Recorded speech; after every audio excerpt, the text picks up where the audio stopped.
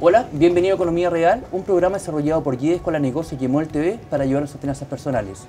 En este capítulo hablaremos de qué manera la reforma tributaria afecta a la imagen país, para lo cual me encuentro en compañía de Libardo Buitrago. ¿Cómo estás, Libardo? Alejandro, un gusto estar contigo nuevamente. Muchas gracias por la invitación. Bueno, Libardo es nuestro nuevo integrante del grupo académico de YED, con el cual trae esta nota de respaldo, ahondaremos en materia. Algunos lo llaman reforma y otros solamente un reajuste. De igual modo, por estos días la idea del gobierno que pretende modificar el sistema tributario en nuestro país ya se encuentra a pasos de concretarse. El proyecto que contempla hacia el año 2017 una mayor recaudación de 1.935 millones de dólares y una disminución de los recursos fiscales por 1.055 millones de dólares ha sido criticado a las luces de los desencuentros políticos que han atrasado su aprobación. Por esto mismo, está siendo afectada nuestra imagen país por una falta de credibilidad en nuestros representantes al no apurar temas que son de importancia inmediata como esta reforma. Sin duda las opiniones son distintas y al parecer se concuerda en que la reforma debe abarcar más tópicos de la contingencia nacional y no solo educación. Entonces, ¿es suficiente este cambio tributario o necesitamos de una reforma de fondo? ¿Qué hay que incluir? Pero finalmente, ¿cómo nos va a afectar a los chilenos? ¿Qué efectos tendrá a nivel país y de manera internacional? Bueno, Libardo, ajuste para algunos, reformas para otros. El tema por fin ya está con luz verde para poder ser discutido en el Congreso. Pero esto, ¿de qué manera afecta? Yo la verdad, en lo personal, tengo la aprehensión de...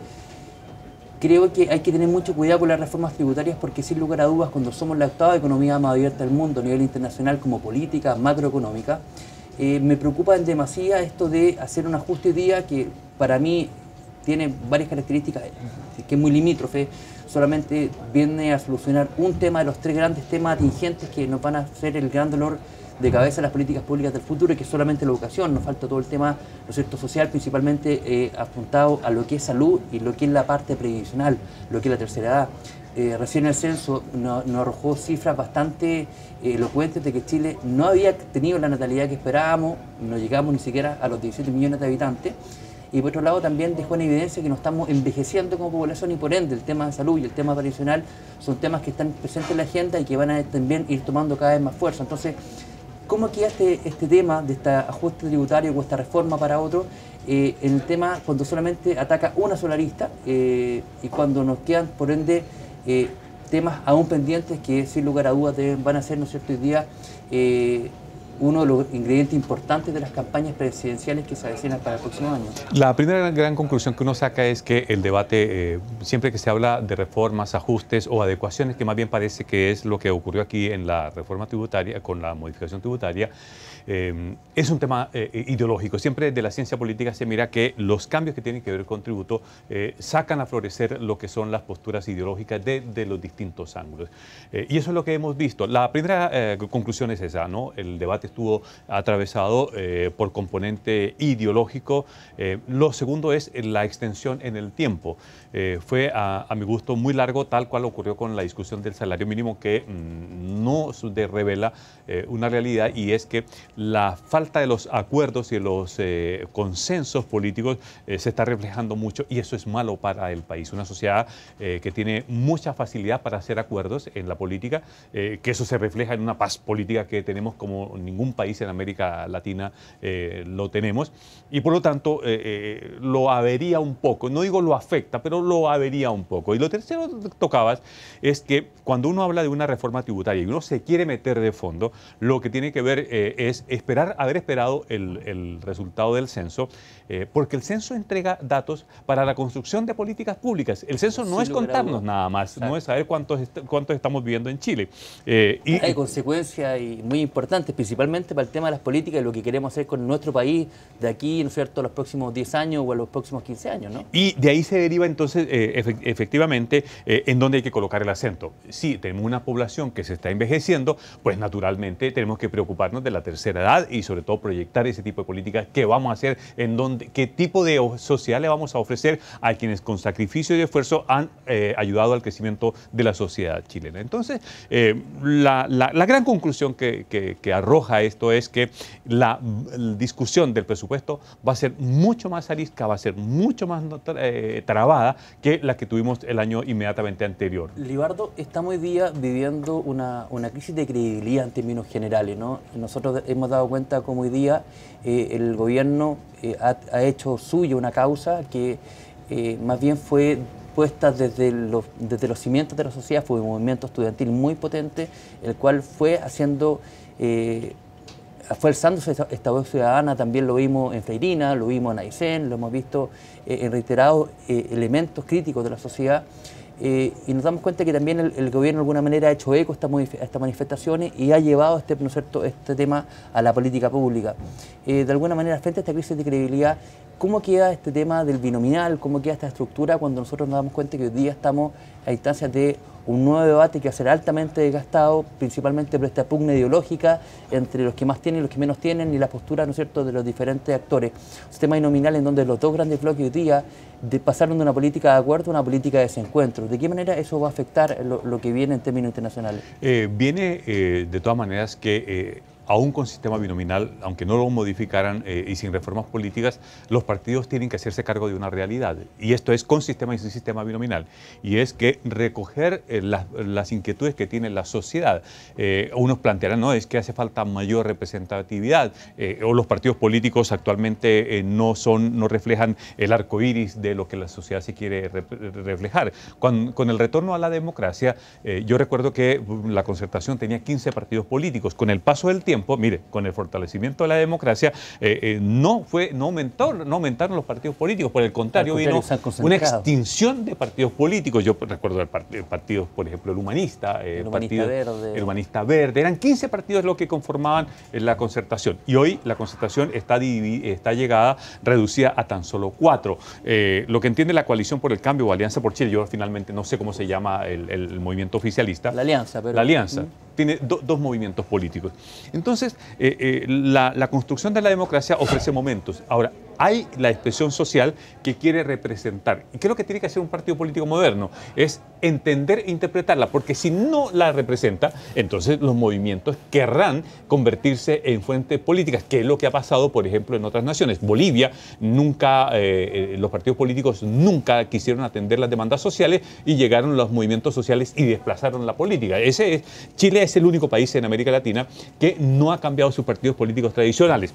Colombia, para citar uno de los ejemplos, tuvo que poner fin al eterno bipartidismo y darle fuerza a otra serie de movimientos que se desgajaron de estos grandes partidos por la fuerza social. Es decir, tiene que haber movimientos que sean lo suficientemente capaces de capturar el mensaje que viene de la sociedad e incorporarlo. Si lo hace, entonces se vigorizan los partidos. Y si no se hace, va a ser lo mismo que ha ocurrido en otras sociedades. Los partidos políticos van a ser desplazados por movimientos sociales, y eso sí que es complejo.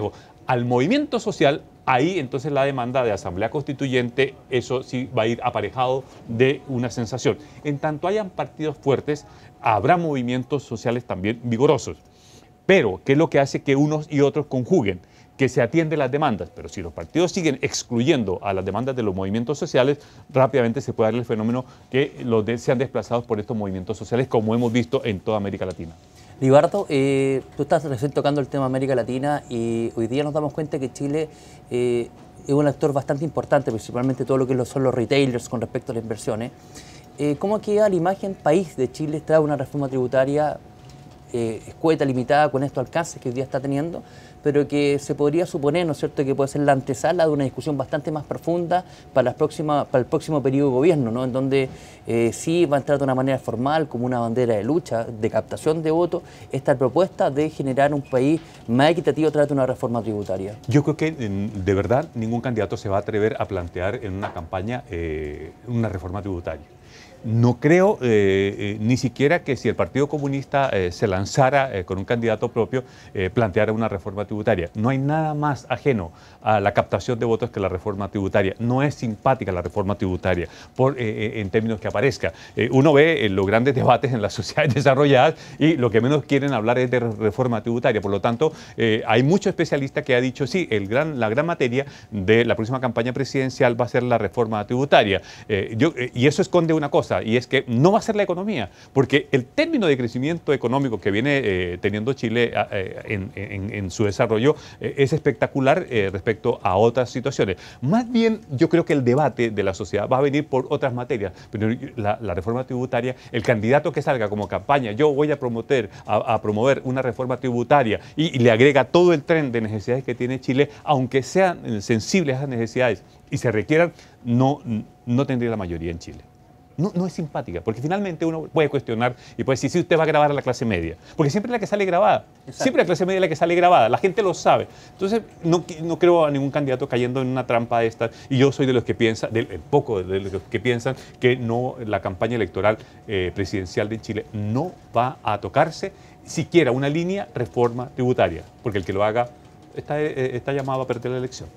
Libardo, y esta reforma que hoy día estamos planteando, ¿qué repercusiones va a tener en términos internacionales de la relación que tiene Chile, ¿no es cierto?, hoy día con los demás actores, con los demás países con los cuales hoy día efectivamente tenemos una relación sumamente estrecha y muy fluida? Como no afecta a los grandes capitales ni los flujos de ellos, van a tomar como una atenta nota. Sí, hacen ajustes, hacen adecuaciones en Chile. Yo creo que el concepto sería no lo perdemos. Quizás sí la gente se va a preguntar qué es lo que está pasando con una sociedad que rápidamente trabaja el consenso, el acuerdo. De hecho, cuando se elaboró este acuerdo para darle la luz verde, después se sentaron los ministros de Larraín, el ministro Larroulet, con Noboa, con Pizarro, con Lagos Weber, con Aut, con José Miguel Ortiz, con los diputados y senadores que integraban la comisión mixta. Eso habla de una cultura cívica que hay que traducirla, hay que reducirla. Menos debate ideológico, menos debate, menos escaldor en la contienda verbal y más acción. Yo creo que eso es la que la sociedad está esperando. Internacionalmente no nos va a ocurrir mayormente nada. Porque independiente de cuál sea la política, los acuerdos a los cuales se lleguen, hoy día creo que sí, efectivamente Chile ha dado una muestra de educación cívica, de cultura cívica, perdón, al momento de sí por lo menos abrirse a la posibilidad de votar, ¿no es cierto?, y de discutir una reforma tributaria donde corresponde en el seno de las naciones, donde se tienen que negociar las leyes, que es efectivamente en el Parlamento. Claro, y eso agregamos un dato anterior, y es que en tanto otras naciones utilizan el Banco Central como una caja pagadora, en Chile hay una autonomía y una independencia del emisor. La gente sabe que eso ocurre. En tanto naciones como en el caso del gigante mexicano, recién el fin de semana pudimos saber que el Tribunal Federal Electoral validaba la elección de Enrique Peña Nieto. Andrés Manuel López Obrador llama a tambor de desobediencia civil. En Chile el servicio electoral entrega el resultado a las 6 de la tarde y el que ganó se fue contento y el que perdió, bueno, tendrá que reconocer que perdió. Exacto. Entonces, en esa estructura lógica de los grandes temas de acuerdo hay lo que tú bien llamas la cultura cívica. Lo único que tenemos es que tenemos que pedirle a los políticos que hagan más cultura cívica entre ellos, de manera que se conecten más con las necesidades de nuestra sociedad y la atiendan, porque para eso es que están. Libardo, bueno, muchas gracias nuevamente por tu visión muy profunda, muy global de entender cómo esta política, los acuerdos y de qué manera las modificaciones que están pasando en el seno político tienen, ¿no es cierto?, fuerte implicancia en la economía real. Y esperamos que esta información sea relevante para que tomen decisiones con respecto a su economía personal. Que estén muy bien y nos vemos en un próximo capítulo.